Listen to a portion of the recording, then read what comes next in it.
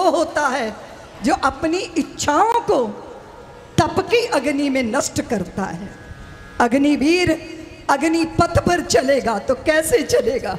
उसके लिए तो हम उसे स्वयं अनुशासित होना होगा, संयमित होना होगा। हम राम के आराध्य हैं। 14 वर्ष के वनवास का आदेश हो गया, पर चेहरे पर कहीं कोई शिकन नहीं आई। मंद मंद मुस्कुराते रहे, वन की ओर ऐसे चले जैसे कोई हाथी का बच्चा जंजीरों से मुक्त होकर, निर्मुक्त होकर, विनिर्मुक्त होकर आगे बढ़ता है। वे प्रभु श्री राम, उनके जीवनचर्या, उनका चिंतन हमें मर्यादित करेगा। इसलिए मैं सभी हिंदू समाज के, सनातनी समाज को अनुरोध करती हूँ कि रामचरितमानस पढ़ते तो राम हमें भी बनना होगा। चलो राम के पद चिन्हों पर अब इतिहास बदलना होगा। जाने जाने जाने कितनी अभी ताड़का ऋषि मुनियों को सता रही हैं, जाने कितनी शूर्पणखाएं अपना नाटक रचा रही हैं, जाने कितनी कैकेयी अभी माया से, जाने कितनी सती अभी माया से सीता बनती हैं, जाने कितनी कैकेयी बन पति के प्राण लिया करती हैं। हमें कहीं पथभ्रष्ट न कर दे, इनसे प्रथम निपटना होगा। चलो राम के पद चिन्हों पर अब इतिहास बदलना होगा। जाने कितने रावण भाई को लातों से पीटा करते हैं, जाने कितने बाली अभी भाई का हक छीना करते हैं। विजय दशहरा को हम भारत में लीला खेला करते हैं। कागज के रावण, सचमुच के रावण जिंदा हैं, कागज के रावण जलते हैं। मानस का आदर्श ग्रहण कर। मैंने देखा रामलीलाओं में लोग कहते हैं कि कौन सी रामलीला का रावण ज्यादा बड़ा है। यहाँ रावण बड़ा करने का कंपटीशन चल रहा है, और कदाचित हम समझें कि हमें रामत्व को चित्त में धारण करके स्वयं भी धन्य होना है, सृष्टि को भी धन्य करना है। पूज्य महाराज श्री की पावन पवित्र वाणी आप सब के चित्त के संतापों का हरण कर रही है। मैं उसमें ज़्यादा देर बाधा नहीं बनना चाहती। सनातन समाज को एक निवेदन करना चाहती हूँ, हताशा, निराशा, विषाद के लिए हमारे पास कोई जगह नहीं है। प्रभु श्री राम अपराजित पौरुष का प्रतीक रहे हैं, इसलिए हम कहीं पराजित हो नहीं सकते। ना हम स्वयं से हार सकते हैं, ना हम किसी दूसरे से हार सकते हैं। सबसे बड़ी हार स्वयं से होती है, और जो स्वयं को जीत लेता है वो सारे जगत को जीतने में सामर्थ्यवान हो जाया करता है। मेरे प्रभु श्री राम सर्वे भवन्तु सुखिना की भावना है, इसलिए सर्वे भवन्तु सुखिना ये मेरा मूल मंत्र है। इससे चूकेंगे तो बात गड़बड़ हो जाएगी। मैं संतों की परंपरा में रही, संतों की सन्निधि में रही। सबके भीतर संभाव, सबको समदृष्टि से देखना। ये तो ललितपुर है, बुंदेलखंड का पूरा क्षेत्र, बेतवा और यमुना जी के बीच में मेरे दादा गुरुदेव का विहार होता था। भूख लगी तो एक देवी से उन्होंने रोटी मांगी, तो वो देवी बोली कि महाराज श्री मैं आपको रोटी नहीं दे पाऊंगी। क्यों? तो मुझे रोटी क्यों नहीं देगी? मुझे भूख लगी है देवी। वो बोली नहीं महाराज जी, मैं मेहतरानी हूँ, मैं आपको अपनी रोटी नहीं दे पाऊंगी। महाराज जी ने कहा, दादा गुरुदेव ने कहा कि देवी तू रोटी किसके घर से लाई है? बोले मैं ब्राह्मणी के घर से रोटी लाई हूँ। तो गुरुदेव ने, दादा गुरुदेव ने कहा फिर तो रोटी ब्राह्मणी की हो गई ना, तो मुझे दे दे। वो बोली नहीं महाराज जी, मैंने छू लिया है ना, इसलिए रोटी मेहतरानी की हो गई है। मेरे दादा गुरुदेव बोले लाओ देवी रोटी पकड़ा दे, मैं छू लूंगा तो रोटी सन्यासी की हो जाएगी, साधु की हो जाएगी। वर्षों पहले समरसता राजनैतिक क्रांतियों से नहीं आती, समता और समरसता धर्म क्रांति से आती है।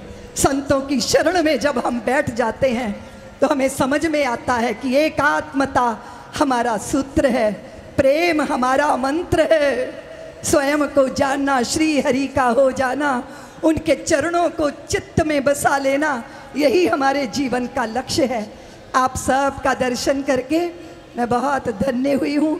आप सबको बहुत बहुत प्रणाम करते हुए इतना ही निवेदन करना चाहती हूँ, जीवन में कितनी भी बड़ी समस्या दिखाई दे रही हो, उस समस्या को बड़ा मत मानिएगा।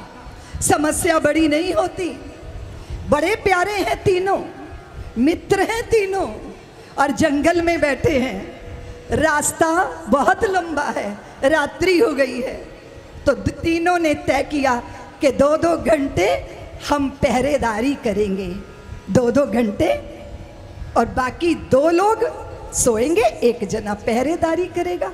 ये सामान्य मित्र नहीं है, श्री कृष्ण हैं, दाऊ भैया हैं, सात्यकी जी हैं, और पहली जिम्मेदारी लगी सात्यकी जी की। वो 2 घंटे की पहरेदारी के लिए जाग के चौकीदारी करने लगे। ब्रह्म राक्षस एक प्रकट हो गया। सात्यकी को कहा, चलो सात्यकी आओ जरा मल्ल युद्ध करते हैं, 2-2 हाथ करते हैं। और सात्यकी जी को ललकारा ब्रह्म राक्षस ने, तो उनको बड़ा गुस्सा आया, बड़ा क्रोध आया, और क्रोध में वो ब्रह्म राक्षस से भिड़ गए। और जितना इन्हें गुस्सा आए वो उतना ही बड़ा होता जाए, बड़ा होता जाए। 2 घंटे मल्ल युद्ध करते करते सात्यकी जी के शरीर की तार तार ढीली हो गई। मुश्किल से 2 घंटे बीते। वे चिल्लाए, दाऊ जागो, अब आपकी बारी है। और ब्रह्म राक्षस गायब हो गया, और जैसे ही दाऊ पहरेदारी करने लगे वो फिर प्रकट हो गया, और दाऊ भैया को ललकारा। और दाऊ जी का गुस्सा तो नाक पे ही धरा रहता है, और जैसे ही ब्रह्म राक्षस ने ललकारा, एक क्रोध में आके भिड़ गए। 2 घंटे मुश्किल हो गया। इतना विराट ब्रह्म राक्षस वो बड़ा ही होता जा रहा था, इनका गुस्सा बड़ा हो रहा था और राक्षस बड़ा हो रहा था। फिर उसके बाद बारी आई हमारे कान्हा की। कन्हैया उठो, दाऊ ने कहा उठो कन्हैया, अब आपकी बारी है। ये ऐसा सोए, ऐसा गिरे कि इन्होंने बताया ही नहीं कि 2 घंटे मेरे साथ क्या होता रहा। और जब कन्हैया चौकीदारी करने लगे ना, तो ब्रह्म राक्षस फिर प्रकट हो गया। बोले आओ कान्हा, चलो मल्ल युद्ध करते हैं। तो भगवान मुस्कुराए, इतना बड़ा। बोले अच्छा आप हमारे साथ मल्ल युद्ध करेंगे? तो यहाँ 2 लोग सोए हैं, इनकी नींद जो है वो खराब हो जाएगी, डिस्टर्ब हो जाएगी, चलो ना जरा एकांत में चलकर।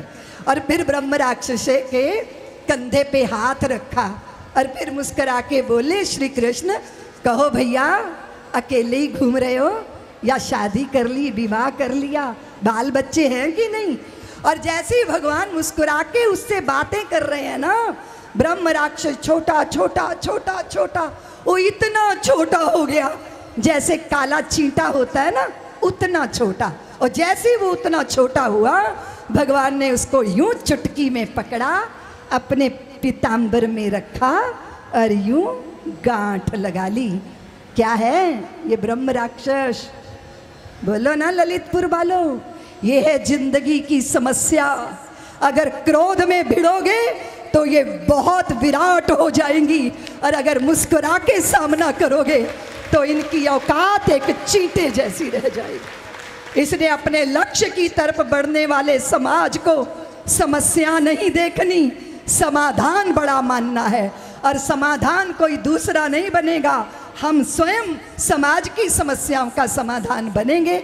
इस भाव के साथ प्रभु श्री राम के पावन चारू चरितों का चिंतन कीजिए और स्वयं के भीतर के रामत्व को जागृत कीजिए। यही सनातन हमसे चाहता है। मैं आप सबको बहुत बहुत प्रणाम करती हुई और पूज्य महाराज श्री के चरणों में कोटि कोटि वंदन करती, पूरी मलुक दास पीठ की ये परंपरा को नमन करती हुई हम सब का कल्याण हो, माँ भारती के चेहरे पे मुस्कान हो, हमारी युवा विश्व विजयी हों और हमारे बच्चे शेरों के दांत गिनकर वो गिनती सीखें और हमारे बुजुर्ग जगत के आदरणीय वंदनीय बने। ऐसा आचरण, ऐसा व्यवहार हम सबको करना है। इतना ही निवेदन करती हुई मैं वाणी को विराम देती हूँ।